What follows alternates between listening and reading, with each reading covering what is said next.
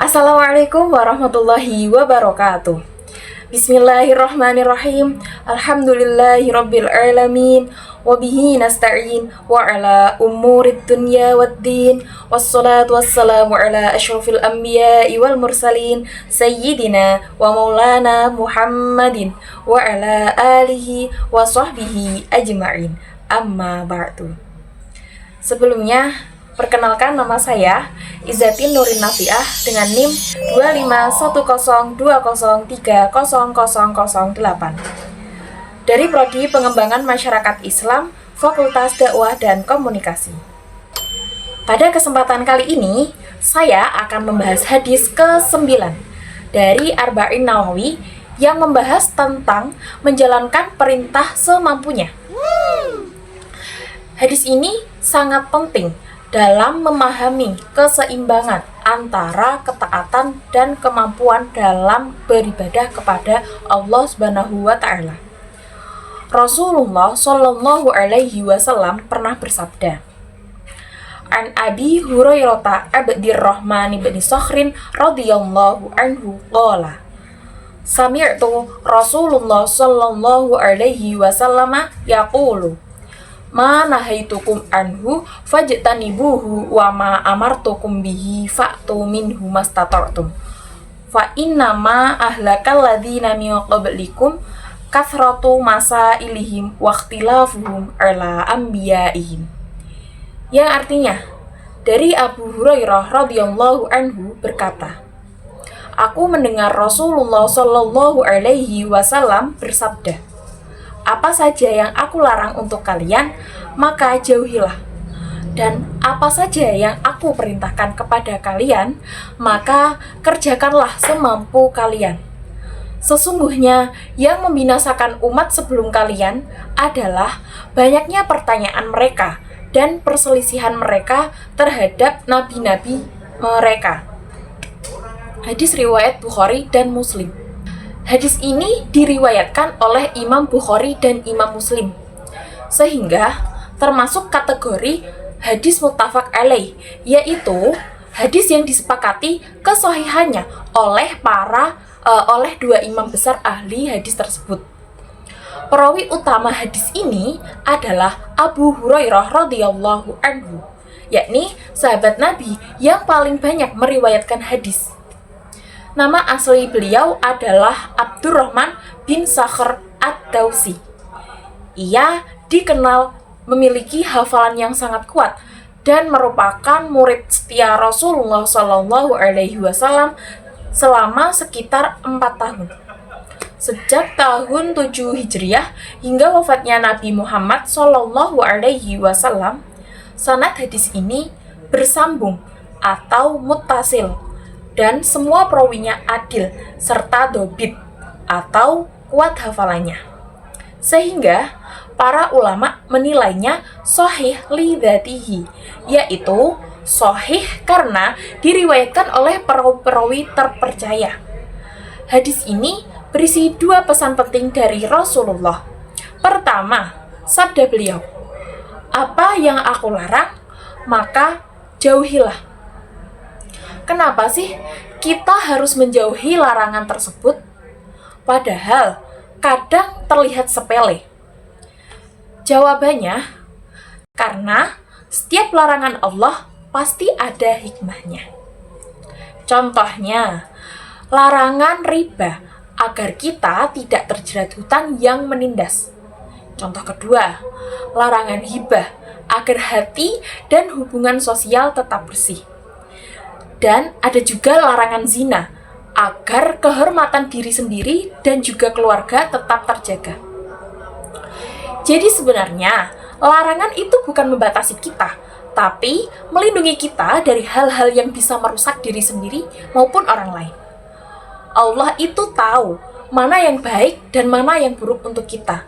Meski kadang kita belum paham alasannya. Lalu, adapun alasan kedua, dan apa yang aku perintahkan, maka kerjakanlah semampu kalian. Nah, maksudnya semampu kalian itu gimana sih? Apakah kalau kita tidak sanggup boleh ditinggalkan? Tentu tidak. Maksudnya, kerjakanlah sesuai kemampuan terbaikmu, bukan semaunya. Contohnya, kalau tidak bisa sholat secara berdiri karena sakit, ya boleh dilakukan dengan duduk. Ada lagi, kalau merasa tidak mampu menjalankan ibadah puasa Ramadan karena alasan syar'i, bisa menggantinya di lain waktu atau dengan membayar fidyah. Artinya, Allah itu tidak kaku, tapi juga tidak ingin jikalau kita menyepelekan ibadah tersebut.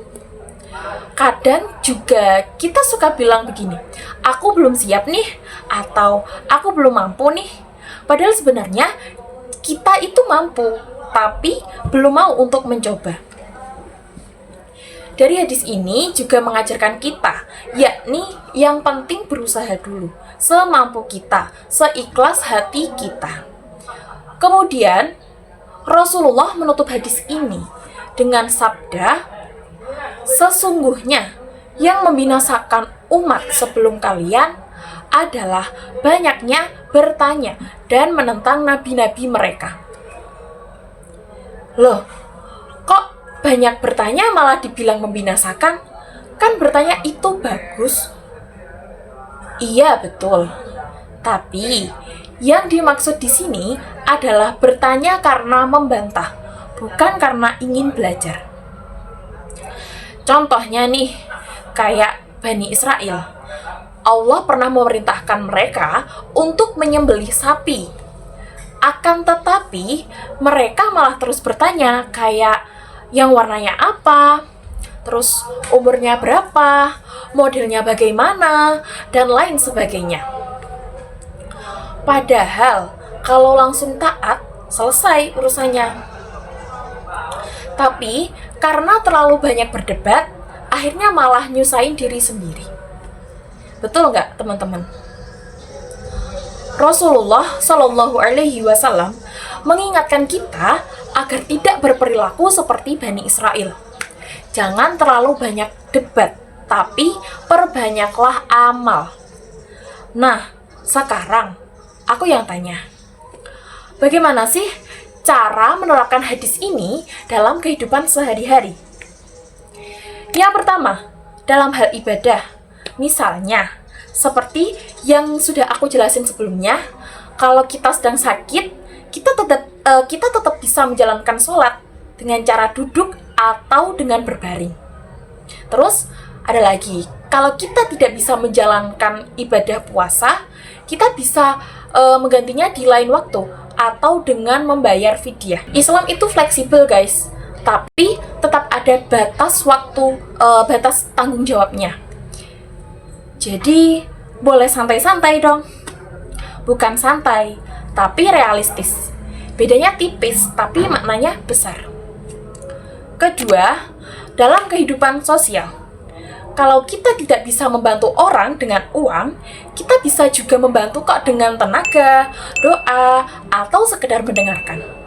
Kadang, hal kecil seperti senyuman atau ucapan penyemangat itu bisa sangat berarti untuk orang lain. Dan yang terakhir, dalam menuntut ilmu. Kalau tidak langsung paham, jangan putus asa. Belajar itu proses. Aku pun juga sering kok merasa belum paham materi tertentu, tapi secara perlahan, ternyata aku juga bisa. Jadi, Allah itu tidak meminta kita langsung hebat, tapi minta kita terus berproses. Dan satu lagi, jangan cuma banyak ngomong, tapi nggak berbuat. Ilmu itu indah kalau kita praktekkan secara langsung, bukan cuma dihafalkan. Nah, dari hadis ini, kita bisa belajar bahwa Islam adalah agama yang penuh kasih sayang, realistis, dan juga seimbang. Allah tahu batasan atau kemampuan kita, tapi itu bukan alasan untuk kita menyerah. Jadi, kesimpulannya, ada 3 hal penting yang bisa kita pegang dari hadis tersebut. Yang pertama, jika ada larangan Allah, maka jauhi sepenuhnya. Jika ada perintah, kerjakanlah semampu kalian, sekuat tenaga kalian. Dan yang terakhir, Jangan terlalu banyak berdebat dalam hal yang sudah jelas perintahnya.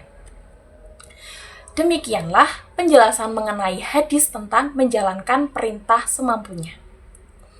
Semoga dari hadis ini kita bisa belajar untuk selalu berusaha sebaik mungkin dalam menaati perintah Allah dan menjauhi larangannya sesuai kemampuan yang kita miliki. Sekian video pembelajaran dari saya. Apabila banyak kekurangan, mohon dimaafkan. Wabillahi taufiq wal hidayah. Wassalamualaikum warahmatullahi wabarakatuh.